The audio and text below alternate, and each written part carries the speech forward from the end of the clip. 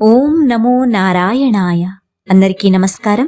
ఈరోజు ఈ వీడియోలో మనం ధనుర్మాసం సందర్భంగా విష్ణు సహస్రనామాలను తెలుసుకునే క్రమంలో మరొక 4 మంత్రాలను, వాటి యొక్క అర్థాలను, వాటిని పఠించడం ద్వారా పొందే ప్రతిఫలాలను తెలుసుకుందాం.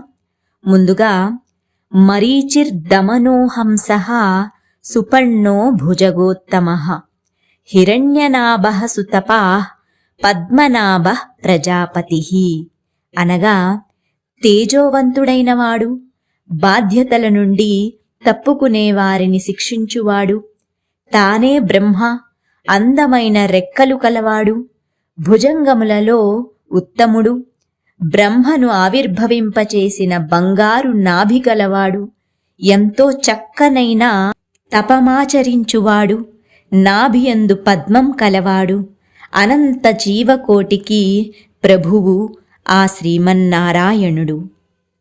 అమృత్యు సర్వదృక్సింహః సంధాత సంధిమాన్ స్థిరః అజో దుర్మర్షణః శాస్తా విశ్రుతాత్మా సురారిః అనగా మరణము లేనివాడు, జ్ఞానముచే అంతయు చూచువాడు, జీవులను వారి కర్మఫలములతో కలుపువాడు, భక్తులతో ఎల్లప్పుడూ ఉండువాడు, స్థిరరూపం కలవాడు, పుట్టుక లేనివాడు, అసురులకు భరింపరానివాడు, శాసించువాడు, విశేషంగా శ్రవణం చేయబడువాడు, దేవతల యొక్క శత్రువులను నాశనం చేయువాడు ఆ శ్రీమన్నారాయణుడు.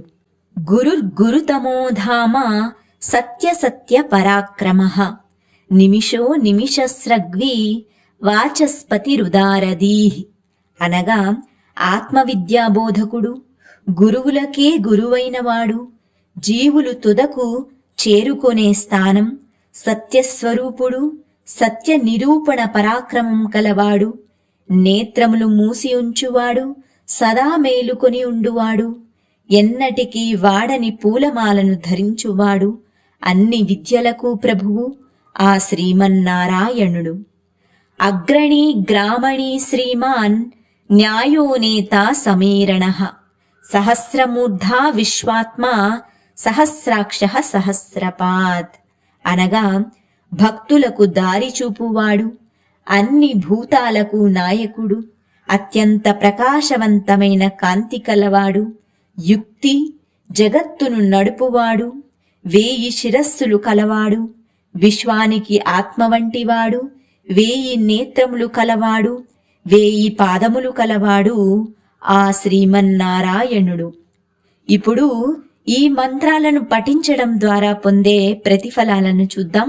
విష్ణు సహస్రనామాలను ప్రతినిత్యం శ్రద్ధాభక్తులతో చదివినా విన్నా మనశ్శాంతి లభించును, చెడు ఆలోచనలు తొలగిపోవును, ఏకాగ్రత వృద్ధి చెందును, అన్ని రకాల ఆందోళనలు బాధలు తొలగిపోవును, రక్షణ కల్పించబడును, అదృష్టం వరించును, ఆత్మస్థైర్యం వృద్ధి చెందును, మరియు ఆధ్యాత్మిక తత్వం వృద్ధి చెందును. ఓం నమో నారాయణాయ.